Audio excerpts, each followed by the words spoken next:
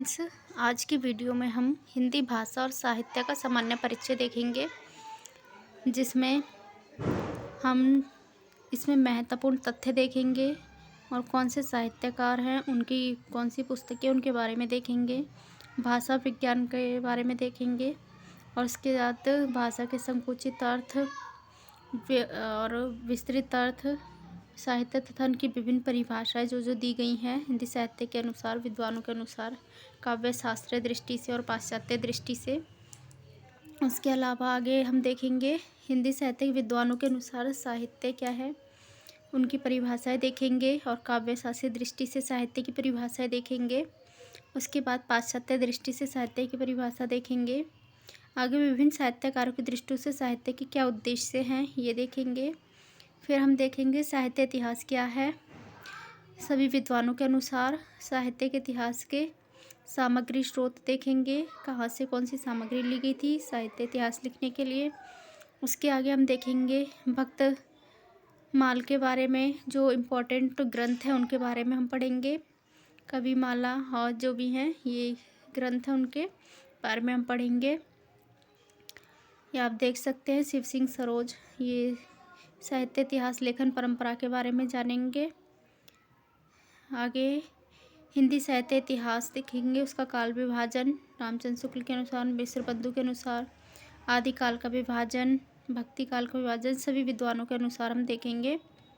ठीक है। आलोचनात्मक इतिहास आधुनिक काल और वैज्ञानिक इतिहास गणपति चंद्रगुप्त का है, दूसरा इतिहास बच्चन सिंह का है, उनके अनुसार वर्गीकरण देखेंगे और जो महत्वपूर्ण तथ्य है उनको हम देखेंगे। हजारी प्रसाद द्विवेदी के हिंदी साहित्य की भूमिका की जो सूची है वो देखेंगे। यहाँ तक का हम पढ़ेंगे। तो हम शुरू करते हैं इसको, आज का टॉपिक।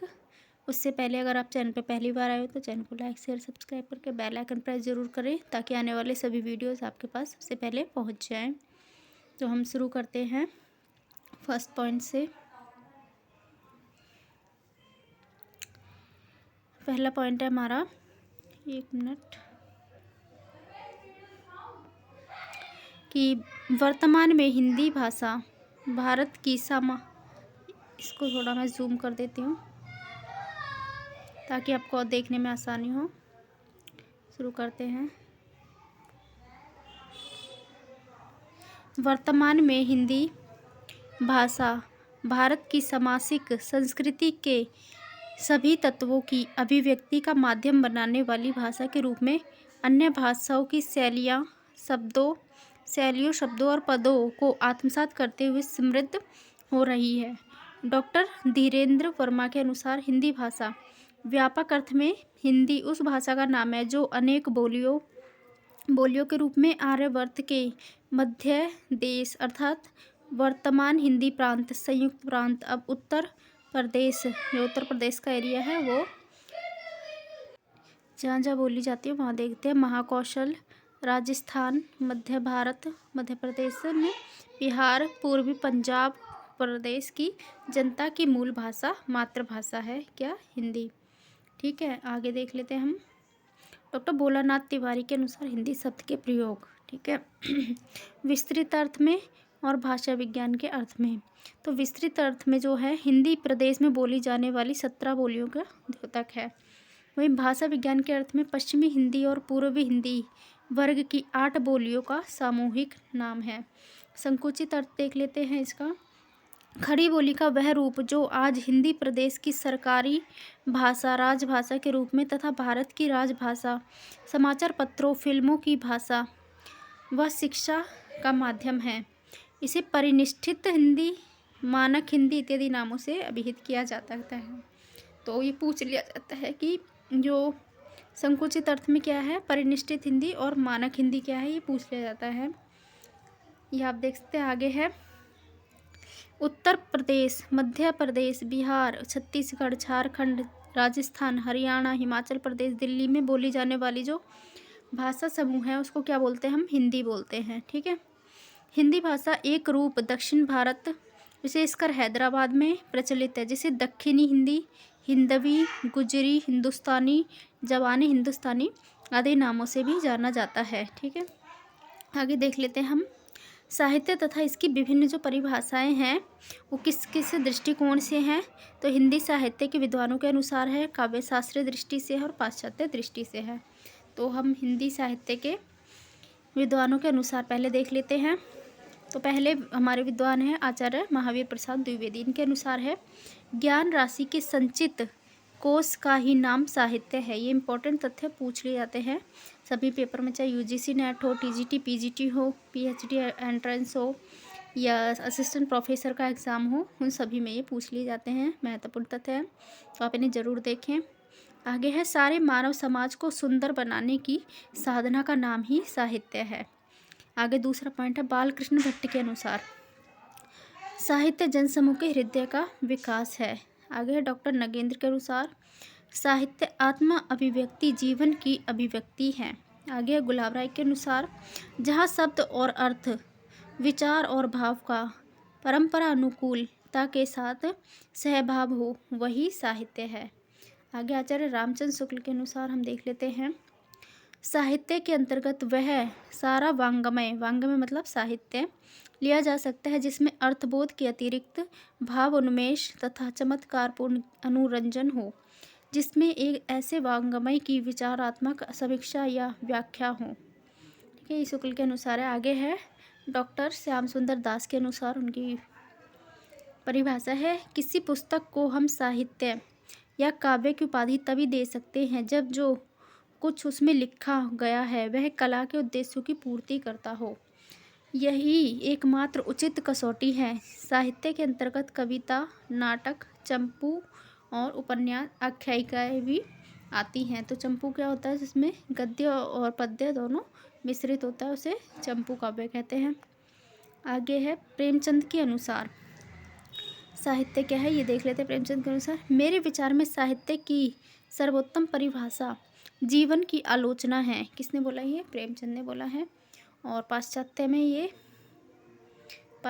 भी एक विद्वान ने बोला है, वो अभी बता देंगे आगे, मुझे वो नाम अभी याद नहीं आ रहा है एकदम से। तो ये जीवन साहित्य की आलोचना है, ये एक पाश्चात्य साहित्य जीवन की आलोचना है, ये एक पाश्चात्य विद्वान ने बोला है। उसके बारे में हम आगे पढ़ेंगे, अभी मुझे उसका नाम याद नहीं आ रहा है। तो आगे देखते, चाहे वह निबंध के रूप में हो, चाहे कहानियों या काव्य के, उसे हमारे जीवन की आलोचना की व्याख्या करनी चाहिए। साहित्य उसी रचना को कहेंगे जिसमें कोई सच्चाई प्रकट की गई हो। क्या? सच्चाई प्रकट की गई हो, जिसकी भाषा प्रौढ़, परिमार्जित और सुंदर हो, जिसमें दिल व दिमाग पर असर डालने वाला गुण हो। ठीक है, तो ये प्रेमचंद की परिभाषा है। आगे देख लेते हैं, महादेवी वर्मा के अनुसार साहित्य की परिभाषा क्या है। तो साहित्य मनुष्य की शक्ति, दुर्बलता, जय पराजय, हास आश्रु और जीवन मृत्यु की कथा है। ठीक है, ये महादेवी वर्मा के अनुसार है। अब हम देखेंगे काव्य शास्त्रीय दृष्टि में साहित्य की परिभाषाएं। तो संस्कृत आचार्य के अनुसार देख लेते हैं। दंडी के अनुसार है, इष्ट अर्थ से विभूषित शब्द समूह की काव्य शरीर है। किससे? इष्ट अर्थ से विभूषित शब्द समूह ही काव्य शरीर है। आगे पंडित विश्वनाथ के अनुसार रसयुक्त वाक्य काव्य है। ठीक है, ने बोला ना, वाक्य रसात्मक काव्यों में से संस्कृत की परिभाषा जो दिए हैं वही विश्वनाथ के अनुसार ये रसयुक्त वाक्य काव्य हैं। पंडित जगन्नाथ की रमणीयार्थ प्रतिपादक काव्यम, ऐसे करके इनकी परिभाषा है, जो कि रमणीय अर्थ का प्रतिपादक शब्द काव्य है। मम्मट के अनुसार दोष रहित गुण युक्त शब्दार्थ भले ही कहीं कहीं अलंकार रहित हों काव्य हैं। आगे कुंतक के अनुसार हैं, शब्द और अर्थ दोनों की अन्यूनातिरिक्त परंपरा, स्पर्धापूर्वक मनोहारिणी सालंघनीय स्थिति साहित्य है। आगे हम पढ़ेंगे पाश्चात्य दृष्टि में साहित्य है। ठीक है, तो पाश्चात्य दृष्टि में साहित्य में सबसे पहले आते हैं हमारे अरस्तु। अरस्तु के शब्दों में शब्दों के माध्यम से प्रस्तुत अनुकृति काव्य या साहित्य है। आगे है कॉलरिज के अनुसार है, साहित्य रचना का वह विशिष्ट प्रकार है जिसका तात्कालिक लक्ष्य प्रसन्नता प्रदान करना होता है। आगे है शैली के अनुसार, काव्य सर्वाधिक सुखी और श्रेष्ठतम हृदयों के श्रेष्ठतम क्षणों का लेखा जोखा है। आगे है सिडनी के अनुसार हम सिडनी के अनुसार देख रहे हैं। इसमें काव्य या साहित्य वह अनुकरणात्मक कला है जिसका लक्ष्य शिक्षा और आनंद प्रदान करना है। आगे प्रोफेसर भाटे के अनुसार साहित्य आत्मा का संगीत है जो मानव के अंतःस्थल से निस्तृत होता है और भाषा के माध्यम से अभिव्यक्त होकर जीवन के साथ सामंजस्य स्थापित करता है। आगे साहित्य शब्द की व्युत्पत्ति अर्थ देख लेते हैं। साहित्य शब्द की व्युत्पत्ति एवं अर्थ के विषय में हिंदी साहित्य कोश में भाग 1 में कहा गया है। साहित्य सहित प्लस यत प्रत्यय साहित्य का अर्थ है शब्द और अर्थ का सहभाव अर्थात साथ होना। आगे विभिन्न साहित्यकारों की दृष्टि से साहित्य के क्या उद्देश्य हैं वो हम देख लेते हैं। साहित्य के उद्देश्य पढ़ेंगे अब हम। आचार्य हजारी प्रसाद द्विवेदी के अनुसार साहित्य का लक्ष्य मनुष्य जाति का हित है। इन्होंने कहा है, मैं साहित्य को मनुष्य की दृष्टि से देखने का पक्षपाती हूँ। आगे गोस्वामी तुलसीदास स्वांत सुखाय को ही साहित्य का उद्देश्य मानते हैं। महावीर प्रसाद द्विवेदी ज्ञान और मनोरंजन को साहित्य का उद्देश्य मानते हैं। आगे डॉक्टर नगेंद्र आनंद और लोक मंगल को साहित्य का उद्देश्य मानते हैं जिसमें सापेक्षित मूल्यों से आनंद को अधिक महत्व प्रदान करते हैं। आचार्य नंद दुलारे वाजपेयी के अनुसार देख लेते हैं। इन्होंने कहा है साहित्य का उद्देश्य आत्मानुभूति को मानते हैं। साहित्य का उद्देश्य नंद दुलारे वाजपेयी ने किसको माना है? आत्मानुभूति को माना है। आगे डॉक्टर श्याम सुंदर दास के अनुसार साहित्य का उद्देश्य केवल मनुष्य के मस्तिष्क को संतुष्ट करना नहीं, वह तो मनुष्य जीवन को अधिक सुखी और सुंदर बनाने की चेष्टा करता है। आगे प्रेमचंद के अनुसार साहित्य का लक्ष्य केवल महफिल सजाना और मनोरंजन का सामान जुटाना नहीं है, वह देशभक्ति और राजनीति के पीछे चलने वाली सच्चाई भी नहीं, बल्कि उनके आगे मसाल दिखाती हुई चलने वाली सच्चाई है। इम्पोर्टेंट कथन है प्रेमचंद का। आगे बढ़ लेते हैं हम। साहित्य इतिहास क्या है इसके बारे में। तो आचार्य शुक्ल के अनुसार देख लेते हैं पहले इनकी परिभाषा। प्रत्येक देश का साहित्य वहाँ की जनता की चित्तवृत्तियों का संचित प्रतिबिंब होता है। तब यह निश्चित है कि जनता की चित्तवृत्तियों के परिवर्तन के साथ साथ साहित्य के स्वरूप में भी परिवर्तन होता चला जाता है। आदि से अंत तक इन्हीं चित्तवृत्तियों की परंपरा को परखते हुए साहित्य परंपरा के साथ उनका सामंजस्य दिखाना ही साहित्य का इतिहास कहलाता है। जनता की चित्तवृत्ति बहुत कुछ राजनीतिक, सामाजिक, सांप्रदायिक, धार्मिक परिस्थितियों के अनुसार होती है। ये वेरी इंपॉर्टेंट परिभाषा, ये हमेशा हर एग्जाम में पूछी ही जाता है। आगे डॉक्टर नगेंद्र के अनुसार युग चेतना और साहित्य चेतना के समन्वय पर आधारित साहित्य इतिहास के संश्लिष्ट स्वरूप को ही हमें स्वीकार करना चाहिए।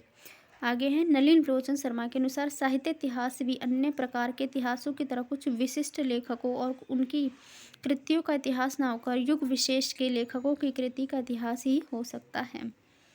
आगे है डॉक्टर रामस्वरूप चतुर्वेदी के अनुसार साहित्य के इतिहास का काम है कवि के कार्यों को साहित्य इतिहास की विकास प्रक्रिया में न्याय उचित दिखा सकना। आगे है हम पढ़ेंगे हिंदी साहित्य के इतिहास की जो सामग्री और स्रोत हैं उनके बारे में। तो ये 2 प्रकार के हैं स्रोत सामग्री हिंदी साहित्य की, अंतः साक्ष्य और बाह्य साक्ष्य। तो हम पहले अंतः साक्ष्य देखेंगे, इसके बाद हम देखेंगे बाह्य साक्ष्य। तो अंतः साक्ष्य में पहला ग्रंथ है हमारा गोकुलनाथ ग्रंथ, जो ग्रंथ है 84 वैष्णवन की वार्ता और 200 वैष्णवन की वार्ता। तो ये देख लेते हैं हम। ये विट्ठल नाथ के पुत्र थे गोकुलनाथ, और तो हम इनके बारे में पढ़ लेते हैं। गोकुलनाथ जी अष्टछाप के संस्थापक प्रवर्तक विट्ठल नाथ के पुत्र और पुष्टि मार्ग के संस्थापक बल्लवाचार्य के क्या थे? पौत्र थे। आगे पढ़ लेते हैं हम इनके बारे में, ग्रंथ के बारे में विवरण। पुष्टि मार्ग में दीक्षित वैष्णव भक्तों की जीवनी पर प्रकाश डाला गया इस ग्रंथ में, ठीक है। 84 वैष्णवन की वार्ता और 252 वैष्णवन की वार्ता में। आगे है 84 वैष्णवन की वार्ता में बल्लवाचार्य के 84 शिष्यों के बारे में जानकारी का स्रोत मिलता है, और जो 200 वैष्णवन की वार्ता है उसमें विट्ठल नाथ के 252 शिष्यों के बारे में जानकारी का स्रोत मिलता है। आगे है अष्टछाप के कवियों की जानकारी का स्रोत इसमें मिलता है, ठीक है। आगे देख लेते हैं हम भक्तमाल नाभा दासकृत है जो, तो नाभा दासकृत ग्रंथ कौन सा है? भक्तमाल इसके बारे में हम देख लेते हैं। नावादास को अग्रदास का शिष्य बताया गया है। कुछ स्रोतों में इन्हें कृष्णदास बिहारी का प्रिय शिष्य भी गिना गया है। ये राम भक्त थे और राम कुमार वर्मा के अनुसार नावादास का वास्तविक नाम क्या था? नारायण दास था। ठीक है, आगे इसके बारे में हम और विवरण देख लेते हैं। राम कुमार वर्मा ने इन्हें क्या कहा है? नारायण दास इनका वास्तविक नाम बताया है। आगे हैं लगभग 316 छप्परों में, ठीक है, 316 छप्पों में 200 भक्तों का इसमें विवरण दिया गया है। इस ग्रंथ में सामान्यतः प्रत्येक भक्त के लिए एक छप्पा प्रयुक्त है जो उनकी विशेषताओं को व्यक्त करता है। इसी ग्रंथ में गोस्वामी तुलसीदास को भक्ति काल का सुमेरु तथा कलिकाल का वाल्मीकि कहा है। किसने? नावादास ने। आगे कबीर के विषय में कहा गया है, कबीर का निराखी नहीं वर्ण आश्रम षट दर्शनी। किसमें कहा गया है? तो भक्तमाल में। मीराबाई के बारे में कहा गया है, निरंकुश अति निडर रसिक जस रसना गायो। एक क्वेश्चन इस भक्तमाल के बारे में पूछा जाता है कि यह कवियों का विस्तृत मतलब वर्णन किया गया है इसमें, तो ये ऑप्शन गलत हो जाता है क्योंकि इसमें विस्तृत वर्णन नहीं है। इसमें एक छप्पे में मतलब एक कवि की विशेषताएं बताई गई हैं। तो इस तरीके से 200 भक्तों का विवरण 316 छप्पों में इसमें दिया गया है। तो इसमें विस्तृत वर्णन नहीं किया गया है, ये आपको ध्यान में रखना है। ठीक है, आगे देख लेते हैं ध्रुवदास रचित ग्रंथ जो भक्त नामावली। ठीक है, इसके बारे में पढ़ लेते हैं। इन्होंने जटिल एवं दुर्बोध तत्वों को समझने के लिए वचनिका गद्य वार्ता का प्रयोग किया। इसमें लगभग 116 भक्तों का संक्षिप्त जीवन वृत्त मिलता है। इसमें अंतिम भक्त किसका है? नावादास का है। उसके बाद है कालिदास त्रिवेदी द्वारा रचित ग्रंथ है कालिदास हजारा। इसमें है कालिदास त्रिवेदी की अन्य महत्वपूर्ण रचना है जंजीरा बंद और वरवधु विनोद। इस ग्रंथ में लगभग 212 कवियों की 1000 कविताओं का संग्रह है। ठीक है, कालिदास हजारा में 212 कवियों की 1000 कविताओं का संग्रह है। आगे है इस ग्रंथ के आधार पर शिव सिंह सेंगर ने अपना हिंदी साहित्य इतिहास ग्रंथ शिव सिंह सरोज लिखा। तो किस के आधार पर लिखा है? कालिदास हजारा के आधार पर, जो कि कालिदास त्रिवेदी की रचना है। आगे भिखारी दास कृत काव्य निर्णय, इसके बारे में देख लेते हैं। भिखारी दास रीतिकालीन कवि हैं, आपको पता है, जो श्री पृथ्वी सिंह के भाई हिंदुपति प्रतापगढ़ उत्तर प्रदेश के अधिपति के आश्रय में रहते थे। किसके? हिंदुपति के आश्रय में रहते थे। आगे इस ग्रंथ में काव्य के आदर्शों के साथ कई कवियों को संक्षिप्त रूप में निर्देशित किया गया है। आगे देखते हैं गुरु ग्रंथ साहिब। ठीक है, इसके बारे में पढ़ते हैं। इसके संग्रहकर्ता कौन है? गुरु अर्जुन देव हैं। अर्जुन देव जो सिखों के 5वें गुरु हैं। ठीक है, इसमें गुरु नानक, कबीर, नामदेव, रैदास इत्यादि संतों की वाणियों का संग्रह है। आगे मूल गोसाई चरित्र जो कि बेणी माधव दास कृत ग्रंथ है। इसमें चौपाई, दोहे, त्रोटक छंदों में गोस्वामी तुलसीदास के जीवन चरित्र तथा अनेक अलौकिक घटनाओं का वर्णन है। आगे इसमें गोस्वामी तुलसीदास और मीराबाई के बीच हुए पत्राचार का उल्लेख मिलता है। आगे है कविमाला। कविमाला में है तुलसी हरिराय कृत ग्रंथ। ये रामचरितमानस के रचयिता तुलसीदास से भिन्न है। इस ग्रंथ में लगभग 74 कवियों की कविताओं का संग्रह है। आगे है कवि नामावली, जिसमें ये सुदनकृत ग्रंथ है। इसमें सुजान चरित्र इनकी एक अन्य महत्वपूर्ण कृति है। किसकी? सूदन की। और ये कवि नामावली भी इनकी कृति है। इसमें 10 कवित्वों के द्वारा कवियों का नाम बताकर उन्हें प्रणाम किया गया है। ठीक है, आगे सत्य कवि गिरा विलास बलदेव कवि कृत है। ये सत्य कवि गिरा विलास किसकी है? बलदेव कवि कृत है। इसमें 17 कवियों के काव्यों का संग्रह है। इसमें है केशव, मतीराम, चिंतामणि, बिहारी को प्रमुखता स्थान दिया गया है। बिहारी को प्रमुख स्थान इसमें दिया गया है। बलदेव कृत सत्य कवि गिरा विलास। ठीक है, आगे है काव्य संग्रह है महेश दत्त कृत अनेक कवियों का संग्रह। इसमें महेश दत्त का काव्य संग्रह। उसके बाद सुंदरी तिलक जो कि भारतेंदु हरिश्चंद्र की रचना। इसमें 69 कवियों को सवैया छंदबद्ध किया गया है सवैयों में। ठीक है, आगे रस चंद्रोदय, ये किसका है? तो ठाकुर प्रसाद त्रिपाठी कृत है। इसमें 242 बुंदेलखंडी कवियों के काव्य संग्रह हैं। उसके बाद है श्रृंगार संग्रह। इसमें सरदार कवि कृत है। ये श्रृंगार संग्रह जो है इसमें 125 कवियों के आधार बनाकर उन्हें विविध पक्षों अंगों का विवेचन किया गया है। आगे है राग कल्पद्रुम, कृष्णानंद व्यास देवकृत है। इसमें 200 से अधिक कृष्ण पाशक कवियों का संग्रह है। ठीक है, आगे पढ़ते हैं। दिग्विजय भूषण, ये गोकुल प्रसाद कृत है। इसमें 192 कवियों का काव्य संग्रह है। कवित्र रत्नाकर, इम्पोर्टेंट ग्रंथ है ये। माता दीन मिश्र कृत है। इसमें 20 कवियों के काव्य संग्रह हैं। और आगे विद्वान मोद तरंगिणी सुब्बा सिंह कृत है। इसमें 46 कवियों के काव्य संग्रह हैं और षट्ऋतु नक्षिक तथा दूती इत्यादि का वर्णन है। आगे विचित्रोपदेश, ये नखछेदी तिवारी का ग्रंथ है। इसमें अनेक कवियों के काव्य का संग्रह है। कवि रत्नमाला देवी प्रसाद मुंशी कृत है। जीवनी सहित 108 राजपूताना राजस्थानी कवियों के काव्य संग्रह हैं। आगे है सिलेक्शन फ्रॉम हिंदी लिटरेचर, ये किसकी है? लाला सीताराम कृत है। अनेक साहित्यिक कवियों की आलोचना तथा उसमें काव्यों का संग्रह है। आगे हम पढ़ लेते हैं संत बानी संग्रह तथा अन्य संतों की बानी। ठीक है, इसमें अधम कृत है। ये 24 संतों के जीवन चरित्र इसमें काव्य संग्रह हैं। आगे अब हम साहित्य इतिहास के बारे में पढ़ेंगे। तो हिंदी साहित्य इतिहास शिव सिंह सेंगर कृत कौन सा है? शिव सिंह सरोज, जिसमें कि लगभग 1000 कवि तथा उनकी कविताओं का संग्रह है। इस ग्रंथ के आधार पर जॉर्ज ग्रियर्सन ने अपना हिंदी साहित्य इतिहास the modern vernacular literature of Hindustan लिखा, जो अंग्रेजी भाषा में है। ठीक है, शिव सिंह सेंगर ने पुष्यपुंड नामक कवि को हिंदी का पहला कवि माना है। ये प्रथम कवि माना है, इसे पुष्पदंत भी कहते हैं। इस ग्रंथ में काल विभाजन का अभाव है, अतः इसे साहित्य इतिहास स्रोत के ग्रंथों में विशिष्ट स्थान दिया गया है। आगे बाह्य साक्ष्य सामग्री स्रोत क्या क्या है वो देख लेते हैं हम। तो गोरखनाथ एंड द कनफटा योगीज क्रिस्की ब्रिक्स की रचना है। इंडियन थीज्म मैकेनिकल की रचना है। History of the Sikh religion Macauliffe की रचना है।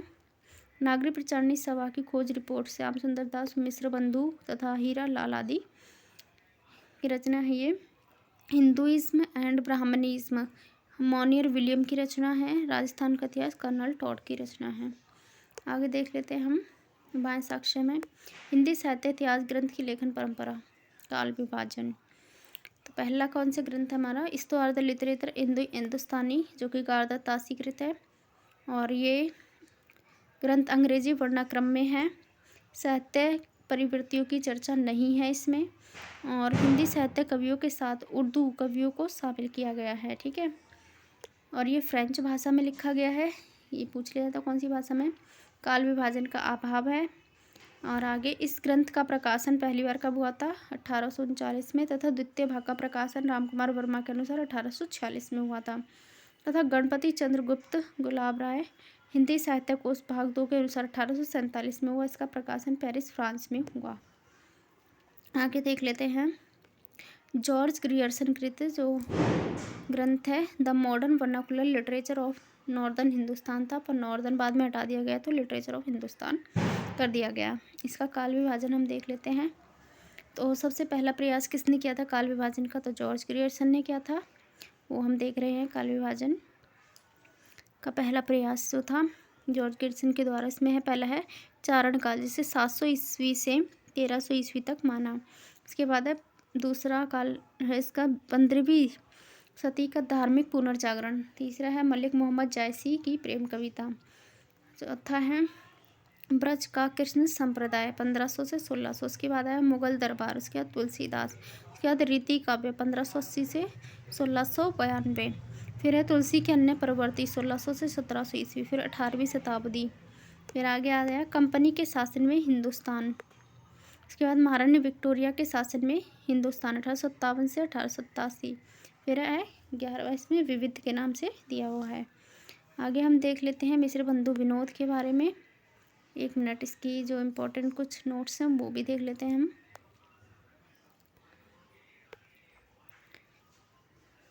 तो ये अंग्रेजी भाषा में रचित है। जॉर्ज ग्रियर्सन का जो इतिहास ग्रंथ है, काल विभाजन का सर्वप्रथम प्रयास किया गया इसमें। इस ग्रंथ का प्रकाशन रामचंद्र शुक्ल गुलाब राय एवं साहित्य कोश भाग 2 के अनुसार 1889 में तथा गणपति चंद्रगुप्त के अनुसार 1888 में हुआ। और इसका जो माना जाता है मेनली 1888 ही माना जाता है एग्ज़ाम के दृष्टिकोण से। यह ग्रंथ the journal Asiatic Society of Bengal की पत्रिका के विशेषांक के रूप में 1888 में प्रकाशित हुआ। इस ग्रंथ का हिंदी अनुवाद किशोरीलाल गुप्त ने हिंदी साहित्य का प्रथम इतिहास शीर्षक से किया। इंपॉर्टेंट है तथ्य, याद रखना। आगे है मिश्र बंधु विनोद के बारे में पढ़ लेते हैं। इसमें जो 3 भाई थे, गणेश बिहारी, श्याम बिहारी और सुखदेव बिहारी मिश्र, इन तीनों ने मिलकर लिखा था। इसका काल विभाजन देख लेते हैं। इसमें आरंभिक काल, जिसे पूर्व आरंभिक काल 700 से 1343 विक्रमी संवत तक है। फिर इसका दूसरा खाम है उत्तर आरंभिक काल 1344 से 1444 संवत। फिर है माध्यमिक काल में पूर्व माध्यमिक काल 1445 से 1560 विक्रमी संवत। उसके बाद है प्रौढ़ माध्यमिक काल 1561 से 1680 विक्रमी संवत। उसके बाद है रीतिकाल अलंकृत काल, पूर्व अलंकृत काल 1681 से 1790 विक्रमी संवत। आगे उत्तर अलंकृत काल 1791 से 1889 विक्रमी संवत। उसके बाद है इनका अज्ञात काल। उसके बाद है परिवर्तन काल 1890 से 1925 विक्रमी संवत। फिर 1926 से अब तक जो टाइम चल रहा है हो। इसके बारे में कुछ तथ्य देख लेते हैं। ये 4 भागों में विभाजित है, जिसके प्रथम 3 भाग तो 1913 में प्रकाशित हुए और चौथा भाग 1934 में प्रकाशित हुआ। इसे हिंदी साहित्य का इतिहास कवि कीर्तन भी कहा जाता है। ठीक है, आगे पढ़ते हैं। इसके जो विशेष तथ्य हैं वो इसमें मिश्र बंधु विनोद में कवियों का सापेक्षित महत्व निर्धारित करने के लिए उनकी 4 श्रेणियां बनाई गई। पहला, रामचंद्र शुक्ल ने कवियों की परिचयात्मक विवरण इसी ग्रंथ से लिए हैं, ये इंपॉर्टेंट है। और इस कवि वृत्त संग्रह का मूलक इतिहास ग्रंथ में लगभग 5000 कवियों का विवरण है। ठीक है, और साहित्य के विविध अंगों का उल्लेख एवं साहित्यिक मूल्यांकन किया गया है। आगे पढ़ते हैं। हिंदी साहित्य का इतिहास रामचंद्र शुक्ल के था जो, इसका काल विभाजन है। वीर गाथा काल इन्होंने दोहरा नामकरण किया, वो हम देख लेते हैं। वीर गाथा काल या आदिकाल 1050 से 1375 विक्रमी संवत।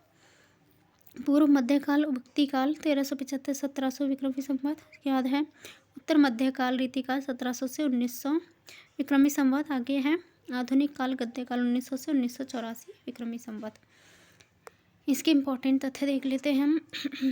हिंदी शब्दसागर की भूमिका के रूप में लिखा गया था। इसकी हिंदी शब्दसागर की भूमिका के रूप में लिखा गया और इसे काशी नागरी प्रचारणी सभा द्वारा प्रकाशित किया गया। आगे है पहले ये ग्रंथ हिंदी साहित्य की रूपरेखा के रूप में हिंदी शब्दसागर की भूमिका हिंदी साहित्य का विकास शीर्षक से 1929 में प्रकाशित हुआ। किस नाम से?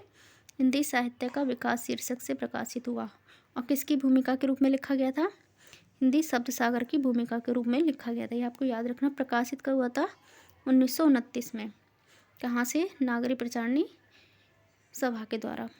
और 1940 में ये ग्रंथ परिवर्तित संशोधित रूप में प्रकाशित हुआ। और ये किस पद्धति पर आधारित है? तो ये विधेयवादी पद्धति पर आधारित है, जिसके जो जन्मदाता तेन माने जाते हैं। ठीक है, विधेयवादी पद्धति के। उसके बाद है काल विभाजन के 2 आधार हैं इनके, परंपरा और युग की साहित्यिक प्रवृत्ति। आगे है इसमें ग्रियर्सन के इन्होंने जो है ग्रियर्सन के ग्रंथ को बड़ा कवि वृत्त संग्रह तथा शिव सिंह सेंगर के वृत्त संग्रह और मिश्र बंधु ग्रंथ जो ग्रंथ है मिश्र बंधु का उसको बड़ा भारी वृत्त संग्रह कहा है। तो जो इनके इतिहास ग्रंथ हैं ग्रियर्सन का हो गया, मिश्र बंधु का हो गया और शिव सिंह सेंगर का हो गया, तो इनको क्या कहा है? इन्होंने वृत्त संग्रह कहा है। ग्रियर्सन के ग्रंथ को इन्होंने बड़ा वृत्त संग्रह कहा और जो शिव सिंह सेंगर का उसको सिर्फ वृत्त संग्रह कहा है। और जो मिश्र बंधु का ग्रंथ है मिश्र बंधु विनोद, उसको बड़ा भारी वृत्त कवि वृत्त संग्रह कहा है। किसने? शुक्ल ने। पूछ लिया जाता है। आगे उपविभाजन आदिकाल का देखते हैं शुक्ल के अनुसार। तो आदिकाल का विभाजन में प्रकरण 1 सामान्य परिचय, प्रकरण 2 में अपभ्रंश काव्य, प्रकरण 3 में देशभाषा काव्य, प्रकरण 4 में फुटकल रचनाएं। इसमें अमीर खुसरो तथा विद्यापति की चर्चा की है। किसमें? फुटकल रचनाओं में आदिकाल के अंतर्गत। आगे है भक्तिकाल। भक्तिकाल में प्रकरण 1 में सामान्य परिचय है, प्रकरण 2 में निर्गुण धारा ज्ञानाश्रयी, प्रकरण 3 में निर्गुण धारा प्रेम मार्गीय सूफी शाखा। प्रकरण 4 में सगुण धारा राम भक्ति। प्रकरण 5 में सगुण धारा कृष्ण भक्ति। प्रकरण 6 में भक्ति काल की फुटकल रचनाएं। आगे रीतिकाल को विभाजन देख लेते हैं शुक्ल के अनुसार। तो इसमें प्रकरण 1 में सामान्य परिचय, प्रकरण 2 में रीति ग्रंथकार कवि, प्रकरण 3 में रीतिकाल के अन्य कवि। ठीक है।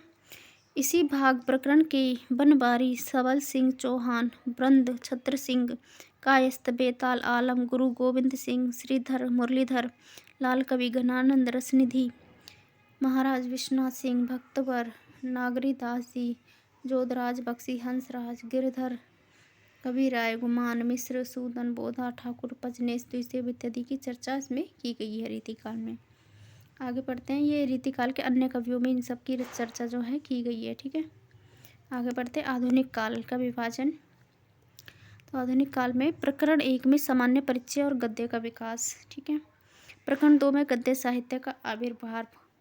इसके बाद है आधुनिक गद्य परंपरा, जिसमें देख लेते हैं प्रकरण 1 में गद्य का प्रवर्तन और सामान्य परिचय। प्रकरण 2 में गद्य का प्रवर्तन और प्रथम उत्थान। प्रकरण 3 में गद्य साहित्य का प्रसार, द्वितीय उत्थान, सामान्य परिचय।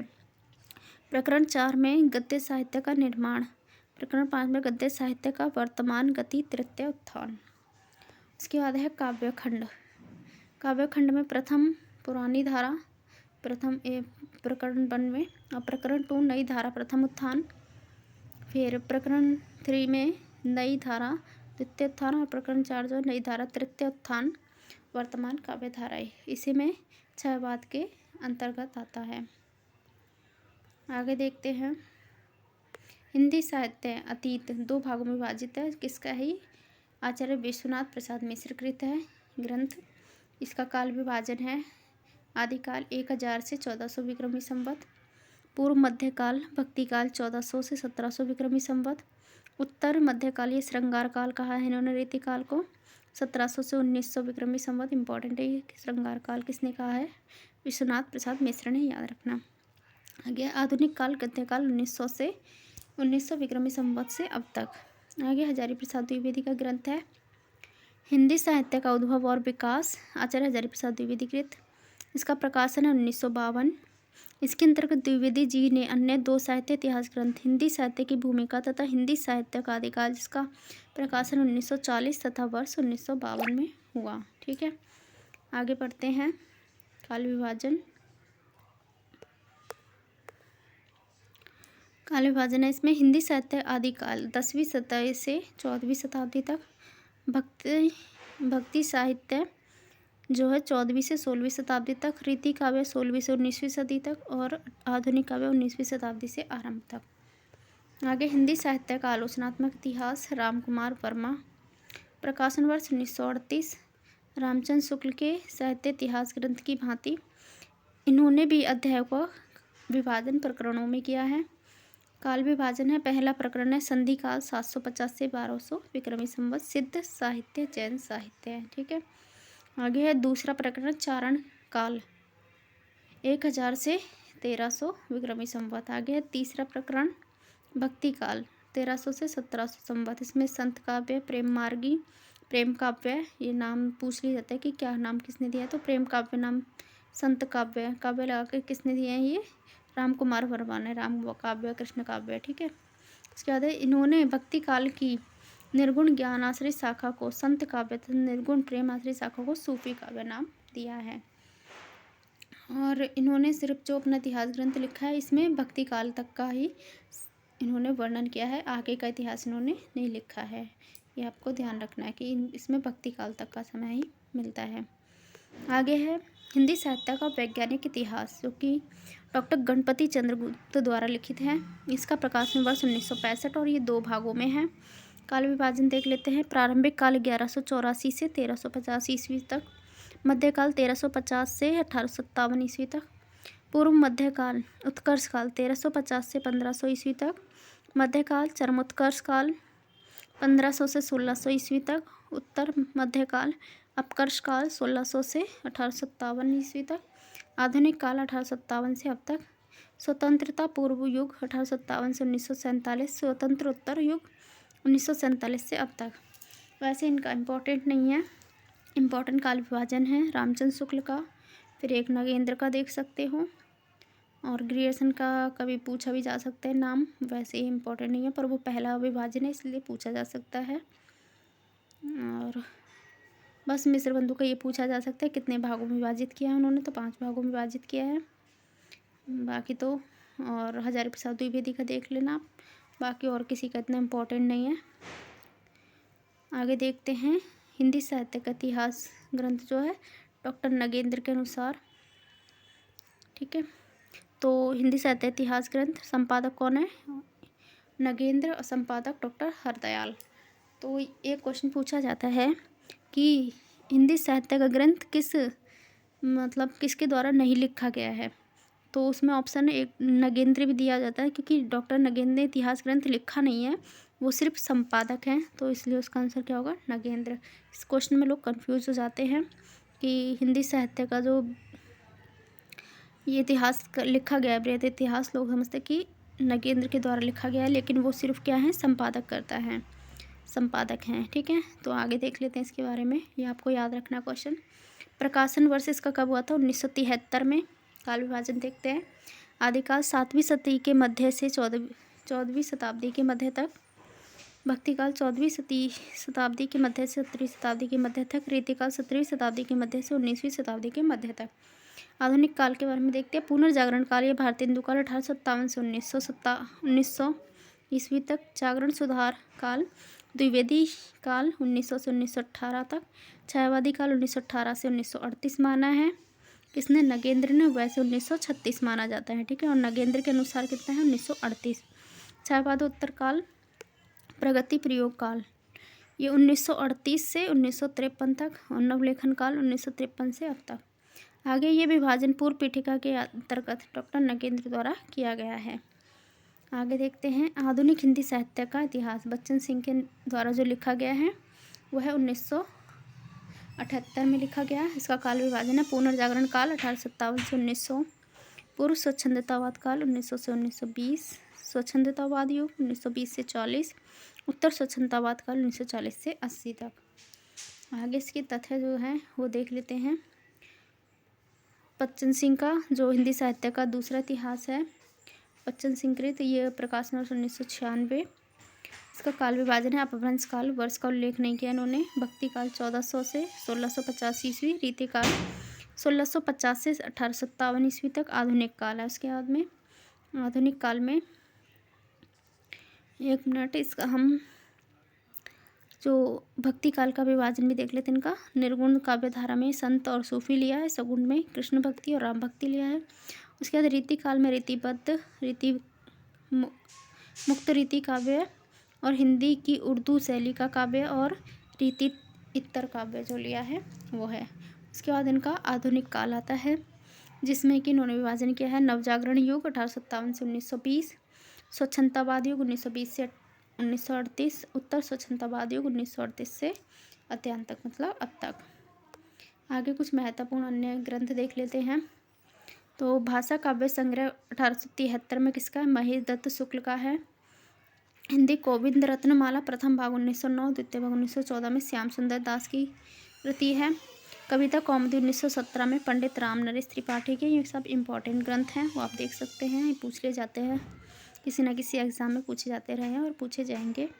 ए sketch of Hindi literature, Edwin Greaves. A sketch of Hindi literature 1920 में पादरी FEKE। और ब्रज माधुरी सार 1923 में व्योगी हरि। हिंदी साहित्य विमर्श 1923 में पद्मलाल पुन्नालाल बख्शी। हिंदी भाषा का विकास किसका? 1924 में श्याम सुंदर दास। हिंदी के मुसलमान कवि 1926 में गंगा प्रसाद विशारद। सुकवि सरोज 1927 में गौरी शंकर द्विवेदी। आगे हिंदी साहित्य का विवेचनात्मक इतिहास 1930 में सूर्यकांत शास्त्री। यह हिंदी भाषा और साहित्य 1930 ईस्वी श्याम सुंदर दास। हिंदी भाषा और उसके साहित्य का विकास 1930 हरिऔध। उसके बाद है हिंदी साहित्य का इतिहास 1931 में रमाशंकर शुक्ल रसाल। आगे है आधुनिक हिंदी साहित्य का इतिहास 1934 कृष्ण शंकर शुक्ल। फिर है modern Hindi literature 1939 doctor Indranath Madan. आगे है आधुनिक हिंदी साहित्य 1850 से 1900 1941 में प्रकाशित डॉक्टर लक्ष्मी सागर वैष्णवे। ठीक है, आगे देख लेते हैं। खड़ी बोली हिंदी का साहित्य ब्रजरतन दास। आधुनिक हिंदी साहित्य 1900 से 1925 डॉक्टर कृष्णलाल। हिंदी साहित्य 20वीं शताब्दी नंदुलारे वाजपेयी, इंपॉर्टेंट है। आधुनिक हिंदी साहित्य नंदुलारे वाजपेयी। आधुनिक हिंदी साहित्य नंदुलारे वाजपेयी। हिंदी काव्य धारा, ये इंपॉर्टेंट है, 1945 में राहुल सांस्कृतायन। आधुनिक हिंदी साहित्य की भूमिका लक्ष्मी सागर वैष्णवे। हिंदी गद्य साहित्य 1955 में रामचंद्र तिवारी। हिंदी साहित्य की कहानी प्रभाकर माचवे। हिंदी साहित्य दर्शन नलिनीलोचन शर्मा, ये इंपॉर्टेंट है। हिंदी साहित्य संवेदना का विकास रामस्वरूप चतुर्वेदी, 1986, इंपॉर्टेंट है। हिंदी साहित्य का इतिहास 1996 विजेंद्र स्नातक, पूछ लिया जाता है। आगे हिंदी उपन्यास का इतिहास गोपाल राय। हिंदी साहित्य आधा इतिहास सुमन राजे का है। हिंदी कहानी का इतिहास गोपाल राय। कवि और काव्य शांतिप्रिय द्विवेदी। नवयुग का काव्य विमर्श ज्योति प्रसाद मिश्र निर्मल। हिंदी कविता का विकास आनंद कुमार। हिंदी गीति काव्य ओम प्रकाश अग्रवाल। आधुनिक काव्य धारा डॉक्टर केसरी नारायण शुक्ल। हिंदी के कवि और काव्य गणेश्वर प्रसाद मिश्र, गणेश्वर प्रसाद द्विवेदी। आगे काव्य कला गंगा प्रसाद पांडे। हिंदी के वर्तमान कवि और उनका काव्य गिरिजा दत्त शुक्ल ग्रीस। आगे है हिंदी नाट्य साहित्य का विकास विश्वनाथ प्रसाद मिश्र। हिंदी नाटक उद्भव और विकास दशरथ ओझा। आगे आधुनिक हिंदी नाटक नगेंद्र। हिंदी नाट्य विमर्श गुलाब राय। आगे देखते हैं हिंदी नाट्य साहित्य ब्रजरतन दास। आधुनिक हिंदी साहित्य अज्ञ संपादक है। नया हिंदी साहित्य प्रकाश चंद्र गुप्त। आगे युग और साहित्य शांतिप्रिय द्विवेदी। गद्य भारती केशव प्रसाद मिश्र पदम नारायण आचार्य। हिंदी साहित्य पंडित धीरेन्द्र वर्मा। हिंदी इतिहास और आलोचना नामवर सिंह की ग्रंथ है, इंपॉर्टेंट नामवर सिंह के ग्रंथ। आधुनिक साहित्य की प्रवृत्तियाँ नामवर सिंह। साहित्य दृष्टि और इतिहास मैनेजर पांडे। भारतीय इतिहास की सभ्यताएं डॉक्टर रामविलास शर्मा सभ्यताएं। नए साहित्य का सौंदर्य शास्त्र मुक्ति बोर्ड का इंपॉर्टेंट है। साहित्य इतिहास संरचना स्वरूप सुमन राजे। हिंदी साहित्य युग और प्रवृत्ति शिव कुमार शर्मा। रीति काव्य की भूमिका डॉक्टर नगेंद्र। आगे देख लेते हैं खड़ी बोली का संक्षिप्त परिचय रामनरेश त्रिपाठी। हिंदी साहित्य सुबोध इतिहास गुलाब राय, इंपॉर्टेंट तथ्य हैं। नागरिक सरणी सभा काशी। हिंदी साहित्य का बृहद इतिहास 17 भागों में प्रकाशित करने की एक योजना बनाई, जिसे 16 भागों में प्रकाशित हो चुके हैं, जिसके 16 भाग क्या है प्रकाशित हुए हैं। आगे है आचार्य हजारी प्रसाद द्विवेदी द्वारा रचित हिंदी साहित्य की भूमिका की जो विशेष सूची है वो हम देख लेते हैं। हिंदी साहित्य भारतीय चिंता का स्वाभाविक विकास। दूसरा है हिंदी साहित्य भारतीय चिंता का स्वाभाविक विकास। तीसरा पॉइंट है इनका संत मत। चौथा है भक्तों की परंपरा। इसके बाद है योग मार्ग और संत मत। इसके बाद है सगुण मतवाद। आगे देखते हैं मध्यम युग के संतों का सामान्य परिचय। फिर है भक्ति काल के प्रमुख कवियों का व्यक्तित्व। फिर है रीति काव्य। फिर है उपसंहार। इसके परिशिष्ट में क्या दिया है संस्कृत साहित्य का संक्षिप्त परिचय। महाभारत क्या है, रामायण और पुराण। बौद्ध साहित्य संस्कृत साहित्य, जैन साहित्य, कवि प्रस्तुतियाँ, स्त्री रूप। द्विवेदी जी ने ग्रंथ के अध्याय में 1 तथा 2 विषयों की सूची शीर्षक हिंदी साहित्य भारतीय चिंता का स्वाभाविक विकास दिया बनाया, किंतु दोनों अध्यायों के अंतर विषय अलग अलग हैं। आगे अध्याय 1 के आरंभ में द्विवेदी जी का कथन है कि आज से लगभग 1000 वर्ष पहले हिंदी साहित्य बनना शुरू हुआ था। इन 1000 वर्षों में भारतवर्ष की हिंदी भाषी जन समुदाय क्या सोच समझ रहा था, इस बात की जानकारी एकमात्र साधन हिंदी साहित्य ही है।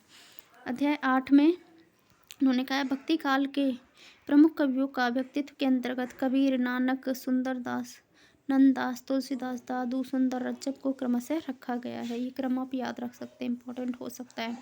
कबीर, नानक, सूरदास,